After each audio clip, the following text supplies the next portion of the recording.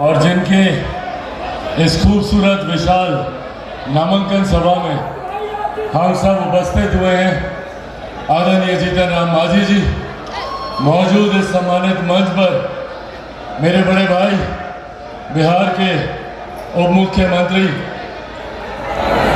Bharatiya Janata party के प्रदेश अध्यक्ष भाई सम्राट चौधरी जी मौजूद, यहाँ पर राष्ट्रीय लोक मोर्चा के राष्ट्रीय अध्यक्ष आदरणीय उपेंद्र कुशवाहा जी मौजूद इस सम्मानित मंच पर, बिहार सरकार के आदरणीय मंत्री श्रवण कुमार जी मौजूद इस सम्मानित मंच पर, तमाम सम्मानित माननीय सांसदगण, माननीय विधायकगण मौजूद, यहाँ पर भारतीय जनता पार्टी के, जनता दल यूनाइटेड के, राष्ट्रीय लोक मोर्चा के, हम पार्टी के और लोक जनशक्ति पार्टी रामविलास के तमाम जिलाध्यक्ष मौजूद, यहाँ पर विभिन्न प्रकोष्ठों के हमारे गठबंधन के तमाम जिला अध्यक्ष, तमाम जिला पदाधिकारी, विभिन्न प्रखंड, विभिन्न पंचायतों से आए हुए तमाम हमारे पदाधिकारी साथी मौजूद, यहाँ पर गठबंधन के तमाम मजबूत कार्यकर्ता साथी, आदरणीय बुजुर्गों, माताओं, बहनों, मेरे तमाम नौजवान युवा साथियों, सबसे पहले आप सबको चिराग पासवान का प्रणाम। साथियों, आज कुछ ज्यादा कहने की जरूरत नहीं है। हम लोग जहां पर भी जा रहे हैं, एक बात स्पष्ट है और जनता ये कह रही है कि अब की बार 400 पार, ये जनता की आवाज है। और इस 400 पार में बहुत महत्वपूर्ण योगदान बिहार की 40 सीटों का होने जा रहा है।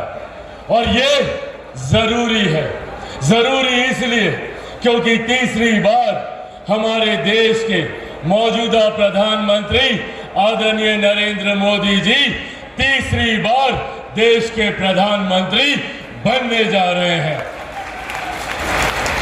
उनका प्रधानमंत्री बनना देश की मजबूती के लिए अनिवार्य है। आप देख सकते हैं पिछले 10 सालों में देश कहां से कहां गया। इन 10 सालों में राष्ट्रीय नहीं, अंतर्राष्ट्रीय स्तर पर जिस तरीके से देश ने अपनी एक अलग पहचान बनाई, आज भी जब अलग अलग देशों के राष्ट्रीय अध्यक्ष भारत आते हैं तो भारत की गाथा गाते नहीं थकते।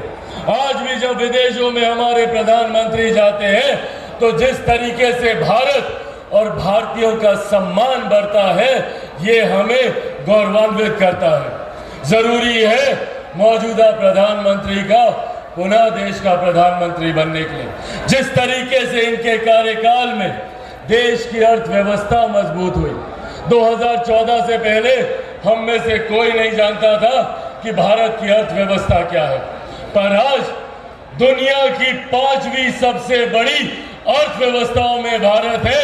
ये देश हमारे प्रधानमंत्री आदरणीय नरेंद्र मोदी जी की देन है।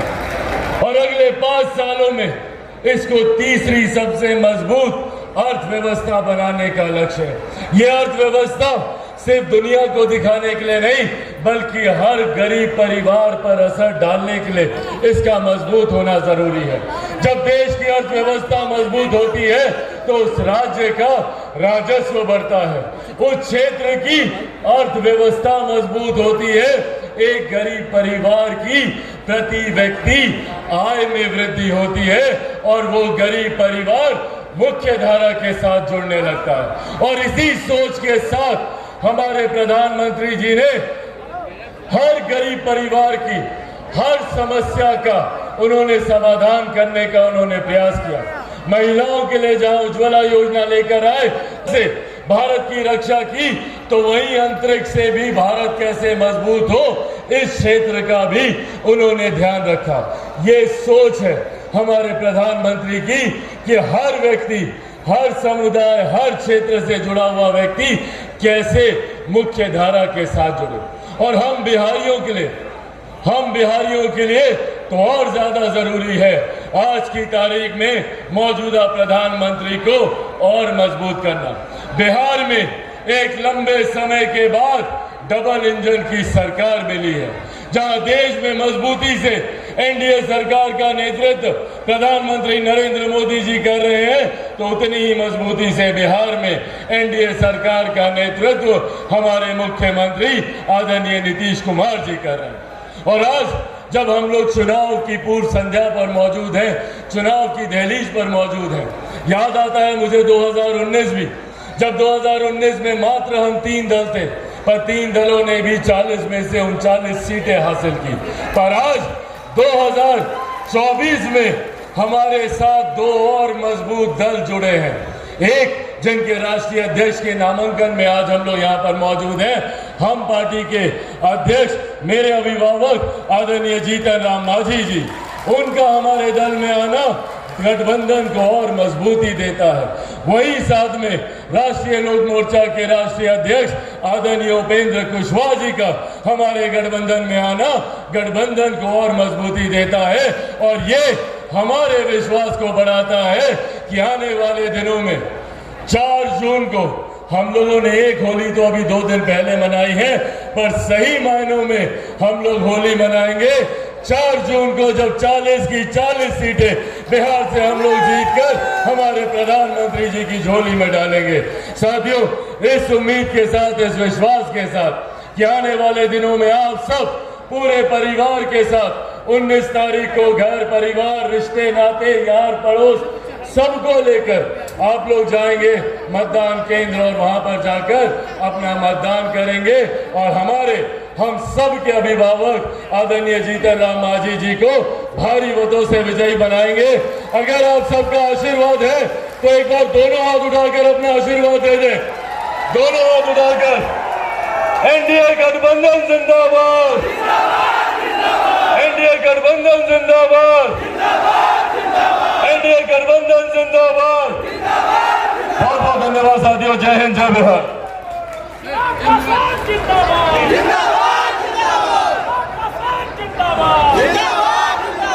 बहुत बहुत आभार, बहुत बहुत बधाई, बहुत बहुत